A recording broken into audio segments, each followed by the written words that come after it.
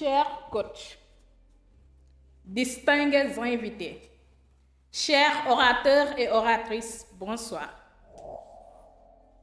Un vieil adage africain dit: si vous éduquez un garçon, vous formez un homme. Si vous éduquez une fille, vous formez tout un village. Nous devons donc porter bien haut l'étendard de l'éducation des femmes. L'éducation des femmes doit être une priorité mondiale, car c'est l'une des causes les plus cruciales de notre époque. Apprendre d'abord, travailler ensuite et enfin diriger.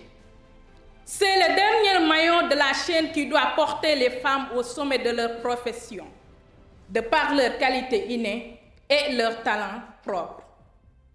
Mesdames, Messieurs, existe-t-il plus grande responsabilité que de mettre au monde un être humain? Et pourtant, les femmes le font. La femme est multitâche. Je répète, la femme est multitâche. Ceci est loin d'être un message féministe. Ceci est plutôt un message de valorisation de la femme.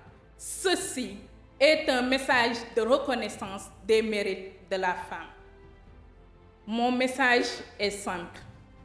Il faut que la participation des femmes à la vie active entre dans les mentalités en ce 21e siècle. Il faut évacuer le fatras de l'inégalité des sexes qui encombre nos esprits. Il faut surtout, je répète, il faut surtout oser la différence. Je me plais à le répéter. Oser la différence, c'est forcer à s'ouvrir la porte d'entrée sur le marché du travail pour les femmes, en les encourageant à apprendre, à travailler et à diriger. Ce sont les étapes essentielles de l'émancipation des femmes. Mesdames, rêvons d'un monde où les femmes crieront fort et fort leur confiance en elles. Et quand on a confiance en soi, on se sent libre, on se sent imperturbable, on se sent capable, on se sent forte, on se sent surtout capable de gérer des responsabilités. Alors, mes chères dames, montrons au monde entier que nous pouvons y arriver. C'est le cerveau qui réfléchit et non le genre, et nous l'avons. Battons les ailes.